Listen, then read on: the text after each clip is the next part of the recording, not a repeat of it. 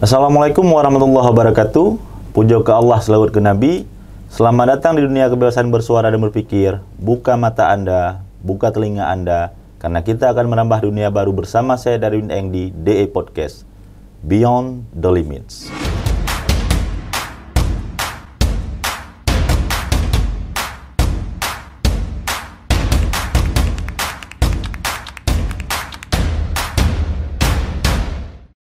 Oke teman-teman, kembali lagi kita kehadiran seorang sosok perempuan hebat yang memberanikan diri nih untuk menjadi salah satu legislator di DPRK Aceh Timur ke depan. Khususnya di Dapil 2 Kak ya? Iya. Dapil 2 Perlak. Kak Zahrina AMD. Beliau juga salah satu tokoh perempuan yang sudah pernah berada atau mewakili atau berkolaborasi dengan Partai Perindo di Kota Langsa Kak ya? Iya, Partai benar. Perindo di Kota Langsa di kancah politik. Nah, beliau juga pernah menjadi apa ya kita bilang? Sosok perempuan yang termasuk viral juga di beberapa media yang membawa ide-ide pembaharuan di bidang perempuan. Dan salah satu tokoh yang memang wajib nih hadir di podcast untuk mengulas beberapa ide-ide kreatif beliau. Tanpa banyak memakan waktu lagi, langsung kita to the point ke Kak Zahrina AMD nih. Kakak di sini dulu pernah berbasic ya, atau basic dasarnya sih di dunia perbankan ya. Perbankan. Ya. 13 tahun. 13 tahun ya? Iya. Yang porsinya tuh melayani nasabah nih Kak. Iya. Dari mana keinginan atau niat kakak di politik ini dari dasar melayani nasabah ini, pengen melayani rakyat sebagai salah satu kandidat caleg DPRK nih Kak? Sebelumnya memang basically kan saya di perbankan itu memang cita-cita. Cita-cita ya? Iya. Saya pernah kuliah kedokteran 2 tahun, jadi hijrah ke dunia perbankan memang kebetulan pada saat itu buka jurusan baru nih, manajemen perbankan di Unsia itu angkatan pertama kita, dan itu belum ada S1-nya, masih D3. D3 kan? Iya, jadi ini AMD kan gelar D3. Jadi karena tadi namanya juga kita masih masih labil, masih pilihan gitu masih kan. Masih dikontrol orang tua juga. Jadi kan rasa-rasanya itu kan memang ini cita-citaku ini jadi perbankan gitu kan, kerja di bank tuh keren rasanya kan. Walaupun orang tua menginginkan kita dokter gitu.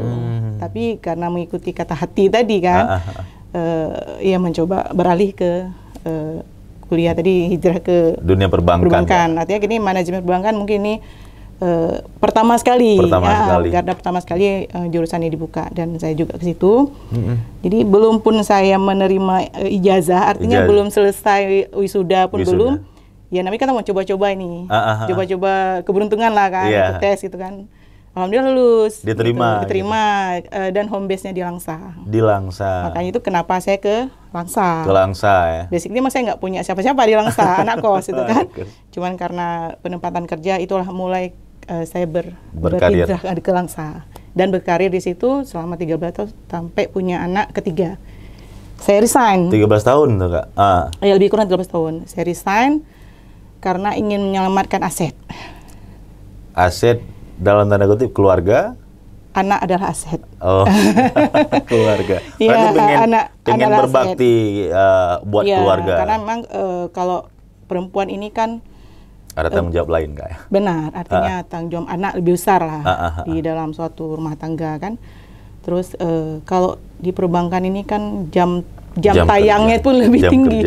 Kita pergi anak belum bangun, pulang anak udah tidur gitu. Artinya mungkin keseharian doang waktu kita banyak habis di pekerjaan. Karena rumah utama sekarang bukan lagi di rumah, tapi di kantor. Di tempat kerja. Di kantor. Tapi secara kerjaan nih Kak, secara pengalaman kerja, menjadi teller sampai menjadi personal banking officer ini kan sebuah anak tangga dan perjalanan yang memang nggak mudah, apalagi kakak jalani selama 13 tahun. Tapi poin yang saya kutip di situ Kak, disiplin sih ya. Disiplin, konsisten, pasti. Itu udah pasti ada. Ya, apalagi 13 tahun ini bukan waktu yang cepat Kak. Mungkin kalau kami yang cowok-cowok ini udah lelah juga dengan hal seperti itu, dengan meninggalkan tanggung jawab yang luar biasa ini Kak. Terus selesai dari situ Kak, dari pengalaman ini Kakak beralih ke dunia politik nih. Apa ini juga ada tanda kutip dengan membawa kedisiplinan udah pasti nih, bawa konsistensi udah pasti nih, kan gitu. Apa itu juga Kakak yang memanggil Kakak ini bahwasanya kebiasaan udah melayani orang, jadi Kakak ingin melayani masyarakat kembali gitu dengan label yang berbeda ya. Kalau kita kerja kan kita digaji nih Kak, tapi kan kalau dari kita melayani rakyat ini kan berbuat terus nih. Ya artinya. Apa yang memancing gitu kan? Terpancing sebenarnya gini loh. Karena jiwa tadi ya, jiwa saya kan suka tantangan, suka mencari hal-hal yang baru gitu. Hal yang baru kebetulan di TV itu kan sering tayang partai-partai yang baru ini kan. Jadi saya rasa kan gitu, gini loh, program-programnya kan memang semua partai sama, saya pikir kan. Jadi tertarik gitu, tertantang ingin mencoba sesuatu yang baru. Karena gini, tadi kan saya kenapa di perbankan, karena waktu timingnya itu kan kita tidak bisa mengatur waktu, tapi waktu mengatur kita. Iya. Tapi kalau mungkin ini kita bisa memanage waktu. Ya, kita beda-beda. Nah, jadi kita bisa memaintain waktu. Artinya mana porsi yang besar, mana porsi yang kecil. Jadi seiring anak pun sudah dewasa. sudah artinya tidak perlu sepenuhnya kita maintain. Jadi saya ingin coba hal baru. Di dunia politik. Dan mentor saya pertama kali itu Pak Amdani Hamid, Ketua DPW Perindo Aceh Timur. Kota Langsa. Banda Aceh di provinsi DPW ya? dulu sebutannya. Jadi saya jumpa beliau, gini, Pak, saya ingin berpolitik gitu. Kan ada tujuan kenapa gitu kan? Seperti terpanggil aja Pak gitu. Kayak jiwa naluri saya kan di sini kayak ingin tertantang hal yang baru nih. Kan? Artinya perbankan mungkin sudah pernah, jadi kan karena di sini saya bisa memaintain sendiri.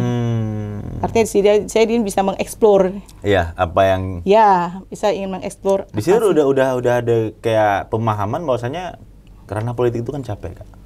Karena porsinya di sini dari Kakak belum tempat kuliahnya udah kerja nih, secara otomatis, basically Kakak kan wanita karir nih, udah secara finansial udah pasti. Ya kan? Tapi lari ke ranah politik kan Kak bukan hal yang mudah loh. Kakak di sini dituntut paling wajib jadi orang hebat, jadi orang besar, jadi pemikir, bahkan orang yang kalau bahasa umumnya lebih bukan menjual ya, mengabdi kepada masyarakat.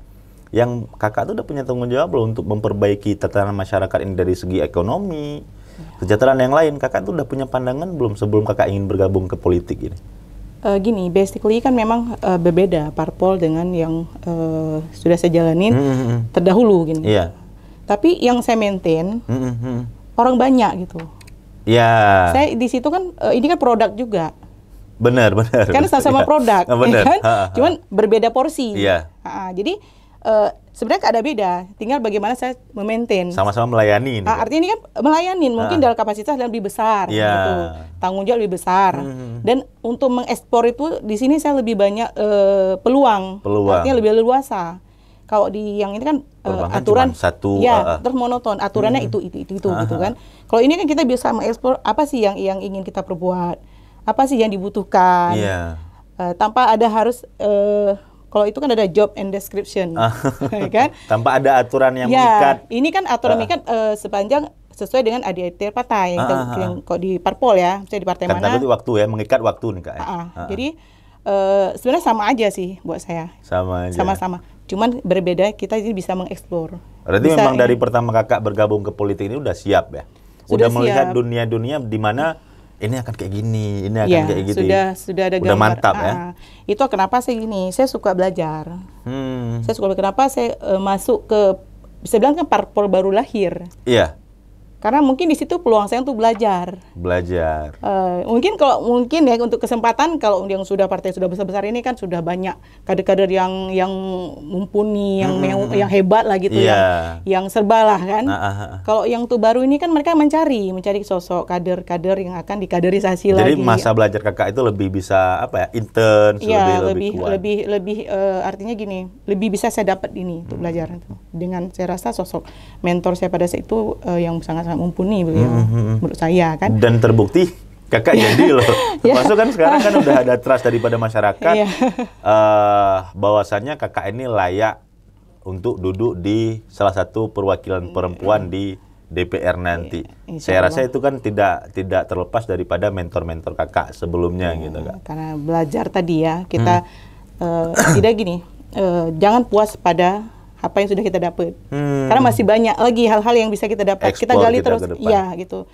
Jangan pernah malu untuk belajar. Parpol ini kan juga tempat belajar gitu kan. Apalagi kita orang perempuan ini kan. Orang perempuan mungkin agak terbatas kesempatan itu, peluang agak terbatas diberikan. Ya.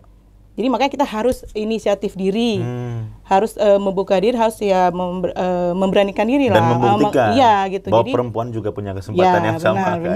Apalagi ini kan negara demokrasi, walaupun belum sepenuhnya itu bisa dijalankan. Nah, beralih kak dari Perindo ke PDI ini kak. Pertimbangan kakak ini beralih ini dari hal apa nih yang ngebuat kakak beralih ini? Sebenarnya buat saya kan sama aja sih antara Perindo, PDI dan partai-partai juga sama. Punya undang-undang ADRT yang sudah disusun sedemikian rupa gitu kan, sama aja sebenarnya. Cuman ya bagaimana kita gini loh, saya kan ingin mencari sesuatu yang lebih gitu. Ya kan? Kan tidak puas pada satu titik gitu loh. Karena apa? Saya kan punya tujuan. Benar. Kita punya tujuan. Kalau kita nggak punya tujuan untuk apa gitu kan? Hanya sekedar untuk, karena gini, buat saya gini. Saya kan lihat kesempatan peluang. Jadi setelah belajar, artinya kita ingin naik setingkat lagi kan? Aku yang udah dapat nih, ya kan? Soalnya mau ngapain, ya kan? Jadi bagaimanapun gini, kenapa saya ke PDI? Jujur gitu, memang untuk tantangan di mana-mana tantangan. Benar. Sama aja sih, kok tantangan nggak mesti harus di A, B, C, sama aja. Walaupun mereka mengklaim kenapa begini, kenapa begitu, kenapa di situ. Buat saya itu bukan suatu masalah. Itu biar publik menilai gitu. Tapi buat saya pribadi, ini mungkin tempat yang tepat buat saya saat ini, setelah saya belajar untuk berbuat. Untuk lebih banyak lagi mengeksplor tadi. Apakah dalam hal membuat, dalam hal menjalankan, gitu, dalam hal mengembangkan. Di sini rumah yang lebih cocok lah ya. Saya rasa begitu. Buat saya pribadi. Belajarnya di sini, kakak udah dapat pelajaran, udah memantapkan diri, ya kan? Di sini tempat berbuat. Lebih mungkin peluang. Kita kan baca peluang juga nih, kan? Nggak baca peluang nggak. Berbicara Perindo kan partai baru di 2019 kalau nggak salah kak. Benar. PDI ini kan udah umurnya kan udah dari lama udah ada, bahkan PDI ini sudah pernah 3 periode memimpin Indonesia dari masa Megawati dan Jokowi 2 periode. Mungkin di sini udah fase kakak berbuat dan ini kesempatan yang lebih bisa maksimal mungkin mungkin kayak peluang tadi kesempatan mungkin lebih ada di sini. Artinya gini, saya juga nggak mau jadi kontestasi hanya untuk mengikut-ikut aja tanpa tujuan. Saya nggak mau. Jadi cuman meramaikan. Saya juga nggak mau seperti itu. Artinya kan saya juga ingin dipilih dan dipilih untuk apa? Untuk berbuat tadi. Untuk bisa mendatangkan manfaat yang lebih besar lagi untuk orang banyak. Luar biasa nih kak. Sosok perempuan yang memang kan sebenarnya udah kalau kita berbicara orang Aceh kak, Aceh ini memiliki beberapa pahlawan yang dari perempuan gitu, dan sosok itu sudah pernah dan sudah hilang bahkan di Aceh untuk saat ini. Memudar. Dan buat teman-teman nih kak, contoh baru perubahan buat perempuan-perempuan Aceh ke depannya, Indonesia ke depannya. Ini banyak yang harus dicontoh nih dari Kak Zarina nih kak. Terkait politik kak, pemberanian diri kakak menjadi salah satu kandidat DPRK di Dapil Neraka. Dapil neraka nih kak, bukan dapil yang kaleng-kaleng sih. Benar. Karena kan secara ke DPT juga dapil kakak ini yang paling banyak. Benar. Bangku juga 11 bangku, 11 kursi DPR nih kak. Yang memberanikan diri kakak tuh untuk lari ke sini, atau bukan lari sih, udah duduk di sana itu di bangku neraka. Bangku neraka itu memilih itu kak dengan lawan-lawan yang luar biasa nih. Apa visi misi kakak nih sampai kakak berani duduk di sana nih kak, memberanikan diri itu kak? Basically kan kepada diri saya sendiri. Saya kan suka tantangan. Kan semakin tertantang ya semakin tertantang buat saya. Kalau nggak ada tantangan nggak main gitu ya. Artinya tidak ada spirit, artinya tidak ada memotivasi diri gitu kan. Jadi memang kenapa saya pilih Dapil 2? Kan baca peluang juga. Walaupun kata orang ya, kata orang Dapil neraka lah, kata orang itu begini begitu kan banyak perspektif pendapat masing-masing gitu kan. Dan itu buat saya itu malah lebih kepada memotivasi saya lagi gitu. Semakin banyak orang yang begini, saya lebih termotivasi gitu, lebih tertantang gitu. Artinya gini, bukan manusia penentu. Bener. Ya kan? Sehebat apapun kan bukan manusia penentu. Iya. Itu aja pegangan saya. Luar biasa tuh. Kalau pegangannya ke situ tuh kayak lagi-lagi ya. Visi nih Kak, kalau kita melihat wilayah Dapil 2 nih, walaupun nanti porsinya ketika Kakak dulu di PRK nanti, wilayah kerja Kakak kan secara umum itu kan Aceh Timur nih. Tapi untuk Dapil itu sendiri Kak, di sana itu ada apa ya, wilayah yang secara kesejahteraan yang harus dibangun secara kompleks. Pesisir, kita secara ini luas. Di Dapil Kakak nih, Dapil 2 nih. Terus wilayah pertanian juga sama. Perkebunan juga sama. Indeks pembangunan SDM juga di sana itu kan sekarang masih agak kurang nih Kak. Kompleks sekali itu Kak. Visi yang Kakak bawa untuk membawa kesejahteraan secara umum itu? Jadi kembali ke tadi, kenapa saya pilih PDI? Dan bagi saya itu sudah ada rumusan semua di situ. Sudah tercangkup semua di situ. Baik dia wilayah pesisir, pantai, pertanian, perkebunan, itu memang kita ada di situ.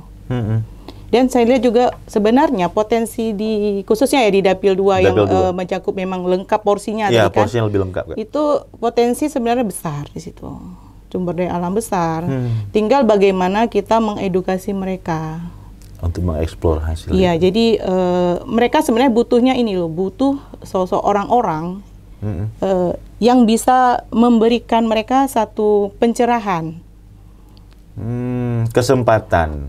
Artinya gini loh, misalnya gini, ini ada air, iya kan, ini air. Bagaimana menciptakan air itu bisa langsung diminum? Filosofi itu. Jadi bagaimana air ini yang tadinya mungkin susah, bagaimana mudah untuk mendapatkannya? Seperti wilayah perairan. Sekarang kan komoditi kita ini kan besar kali pun. Kalau Aceh Timur. Tapi yang dirasakan sama masyarakat kan ya tahu sendiri lah sekarang kan. Karena yang pertama mungkin kenapa itu tidak terekspor, artinya dengan komoditi ada kenapa tidak diperdayakan gitu. Mungkin karena sumber SDM-nya tadi gitu. Sumber daya yang sudah alam tapi SDM nggak ada sama aja gitu. Jadi saya di sini gini, ingin bagaimana mengajak masyarakat, memberi edukasi, membantu kan fungsi dewan ini kan fungsi dewan ini kan dia bukan semata-mata hanya duduk di kursi di ruangan ber-AC. Kalau bulan tunggu gaji. Iya sebenarnya ya. Lebih kepada ingin berbaur sama masyarakat gitu. Apa yang dibutuhkan mereka? Karena kan berbeda kebutuhan. Antara wilayah pesisir, wilayah pertanian, perkebunan kan beda kebutuhan. Jadi di situ kita juga harus melihat yang potensi apa. Jadi kamu butuhnya apa gitu. Bagaimana cara mendapatkan sesuatu itu kan butuh cara. Butuh sesuatu yang bukan langsung kita bisa ambil. Benar. Sementara ini sudah ada loh.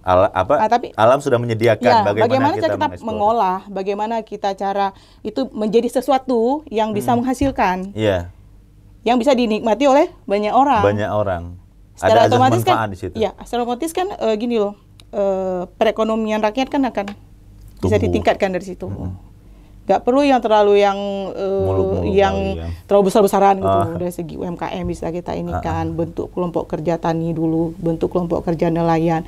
Ya seperti itu yang kita edukasi, kita butuh ini loh. Masyarakat ini kan kadang-kadang nggak paham, nggak ngerti. Nah, jadi kehadiran kita di sini, ya kan?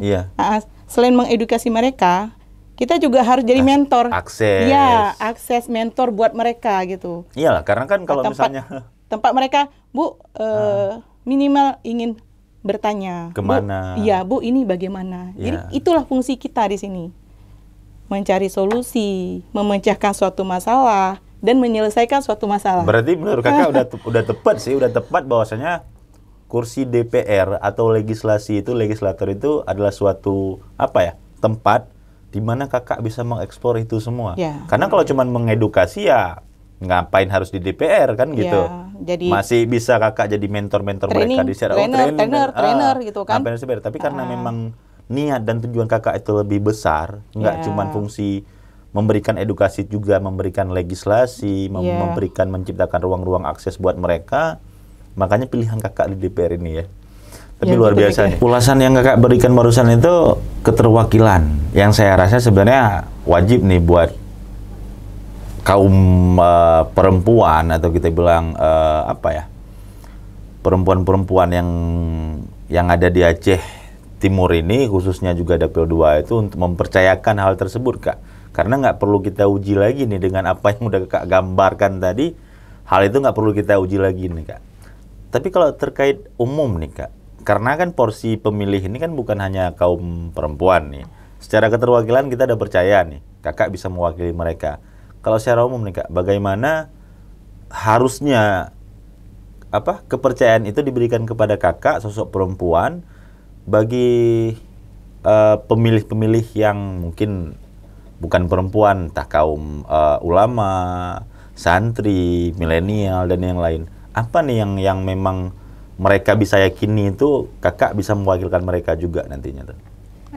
Jadi gini, pilihlah orang yang punya sebenarnya gini, karakter yang ingin berbuat gitu. Yang ingin berbuat. Contohnya kan dia mungkin gini, saya pribadi dalam benak saya aja ini akan banyak sekali yang ingin saya tuangkan, yang saya ingin lakukan, saya ingin perbuat gitu. Di memori saya gitu. Jadi makanya yang saya rasa ini mungkin akan sangat-sangat bermanfaat dan berguna untuk orang banyak gitu. Memang semua caleg ataupun seorang legislator itu wajib punya visi misi. Gitu. Jadi saya sudah pelajari nih model-modelnya. Maaf kata ya, kita kan ingin konsep-konsep yang sudah disediakan oleh orang-orang terdahulu kan sudah kita pelajari gitu kan. Artinya, wah kalau aku ada di sini, artinya lebih banyak lagi yang akan bisa aku berikan gitu. Terlepas dari saya perempuan, dan itu mungkin saya rasa itu bukan suatu batasan. Bukan berarti kakak juga baru di sini, baru masuk ke sini, kakak nggak tahu. Kan gitu. Ada maksudnya untuk pengalaman nggak perlu juga diuji gitu. Kalau pengalaman kita gini, kan tadi kita orang yang belajar dan belajar. Jadi itu belajar kan merupakan dari bagian dari pengalaman. Tinggal mengimplementasikan saja. Jadi kan, jadi gini, terlepas saya caleg dan ini partai PDI loh. Kan suka tidak suka di sini lumbung. Lumbung segala program, mungkin akses ataupun linknya lebih bisa luas lagi. Nasional, secara nasional. Jadi makanya saya bilang gitu, apa yang ingin saya tuangkan nanti, saya sajikan nanti, artinya lebih luas lagi. Baik dalam program kemasyarakatan, sosial, ekonomi, pendidikan, itu akan lebih. Udah ada konsepnya berarti, sudah tergambarkan di benak saya. Tinggal bagaimana meyakinkan pemilih nih orang-orang, yuk kasih kesempatan. Kita lihat, benar nggak seperti yang saya sampaikan nih, benar nggak nanti akan terwujud ini, gitu. Jadi tinggal kesempatan saja yang saya minta di sini. Berarti nggak mau ngomong banyak, nggak mau cerita banyak. Tidak perlu. Itu hanya mengumbar. Untuk apa kita mengumbar-ngumbar sesuatu yang pada nantinya akan membuat kekecewaan lagi. Tapi kakak bisa mendeklarasikan diri bahwa kakak sudah mantap dan kakak akan berbuat. Insya Allah. Makanya gini loh, amanah. Sifat Rasul kan itu yang kita perlu, sidik amanah, tabi fatonah. Kalau itu aja kita jalankan, insya Allah akan membawa amalan juga, amalan jariah kita. Dan tabungan akhirat, kan? Jangan kita masuk kemari malah memperbanyak dosa. Tapi bagaimana cara itu juga harus kita jangan kita pungkiri lah. Ya, jadi yang kita cari sekarang kan amalan-amalan yang bisa kita bawa juga ke akhirat. Maka dari itu sesuatu yang nawaitu dari hati, dengan tulus, ikhlas, yang benar-benar memang ingin berbuat untuk orang banyak, itu insya Allah segala apapun rintangan akan dimudahkan, akan dilancarkan oleh Allah. Maka sebelum tadi, nggak ada yang nggak mungkin, bukan manusia penentu, hanya Allah yang menentukan. Yang penting kita nawaitu ikhlas niat, yang sebenar-benarnya tanpa artinya mengecewakan banyak orang. Kita hanya ingin, ayo percaya sama kami kali ini. Nggak mesti mentang-mentang ada berbeda pandangan di Aceh secara bajunya atau partainya, bukan berarti kita tuh nggak benar gitu, bukan berarti kita tuh nggak baik. Jadi lebih ke niat kita itu mau kita bawa kemana. Iya, karena kan semua sama ya. Itu ibaratnya gini loh, ini kan kendaraan. Iya kan, merek kendaraan kan banyak. Warna kendaraan banyak gitu. Tapi siapa yang bawa gini? Iya, siapa yang bawa sampai nyampe ke tujuan. Dia nanti mau kata sampai Kuala Simpang, sampai turun ban bocor gitu kan. Jadi ini bagaimana cara kita ini kendaraan kita, penumpang kita nyaman di dalam, ya kan, tujuan penumpang semua nyampe. Jadi tolong lihat siapa supirnya. Siap. Jangan lihat motornya dulu. Siap. Yang penting supirnya mumpuni enggak. Ya, jadi penumpang nyaman nyampe ke tujuan. Dan tujuannya kemaslahatan terutama Aceh Timur, Aceh dan khususnya Indonesia, Aceh Timur. Ketimpangan tadi. Iya, karena memang sebenarnya potensial ada. Hanya siapa yang mau nih? Hanya gini loh. Penggeraknya ini kan. Penggerak ini nawai itu ingin benar-benar berbuat, hanya sekadar apakah dia ingin memanfaatkan atau hanya ingin mencari keuntungan saja gitu. Makanya kakak nggak mau janji lah. Karena saya nggak mau janji, tapi wait and see, kan? Karena kan ini kan nanti siapa, kalau memang kita percaya sama sosok perempuan hebat di depan kita ini, kita berikan kesempatan, buktinya nanti orang tinggal searching di sini. Ini Karina ngomong aja tuh, biar gitu. publik yang menghukum atau menghakimi nantinya gitu kan. Kalau bisa ada yang bilang gini loh kan, nyan kalinya baru beres kan. Bahkan dari kan yang gitu kan, biar masyarakat yang menilai nanti, yang memberi penilaian, yang merasakan atau biar mereka, saya pengen dengar itu masyarakat ingin saya dengar di kuping saya, kalinya beres Dewan. Ya seperti itulah kurangnya. Dan insya Allah akan dibuktikan nanti insya Allah, selama kepercayaan itu bisa diberikan. Nawa itu berpulang juga. Banyak hal nih Kak, yang saya bisa tangkap di sini banyak hal. Mau dari segi pemikiran, niat, dan sosok yang kakak gambarkan sendiri secara pribadi, pemikiran kakak. Banyak hal positif sebenarnya yang ada dalam diri kakak itu. Jadi jangan sampai hal itu menjadi stigma negatif, digoreng oleh lawan-lawan. Harapannya itu aja sih. Iya, benar-benar. Masyarakat tolonglah kali ini jangan menyimpulkan langsung. Berikan peluang dan kesempatan. Mana tahu dengan memberikan peluang dan kesempatan untuk, ya maafkan saya pun orang baru nih, pendatang baru ya kan, perempuan lagi kan. Atau inilah sosok yang sebenar-benarnya selama ini kami tunggu gitu. Yang kami tunggu gitu. Terlepas dari keterwakilan perempuan atau apapun lagi, tapi di fungsinya legislasi nanti kakak ingin berbuat buat Aceh Timur. Siap. Insya Allah. Kepercayaan itu wajib kita kasih dan kesempatan itu juga wajib kita kasih. Makasih Kak, ulasannya, pemikirannya semuanya itu kakak udah memberi kesempatan DE Podcast buat mengeksplor apa yang kakak miliki. Ya, harapannya apa yang kita inginkan tercapai sama-sama, Kak. Buat teman-teman, lagi-lagi saya mengutip sebuah nilai yang jarang kita temukan di tempat umum. Apapun tergantung niat. Dan sosok manusia yang di dalam dirinya sudah memiliki niat khairun nas anfa'ul linnas adalah sosok yang memang wajib kita kedepankan untuk menjadi keterwakilan kita di masa depan. Berbuat atau tidaknya, publik yang menilai. Kepercayaan itu wajib dan kesempatan itu juga harus kita berikan. Oke, buat teman-teman, seperti yang di episode sebelumnya juga, di sini kita memberikan peluang buat teman-teman bertanya sama Bu Rina nanti, narasumber kita.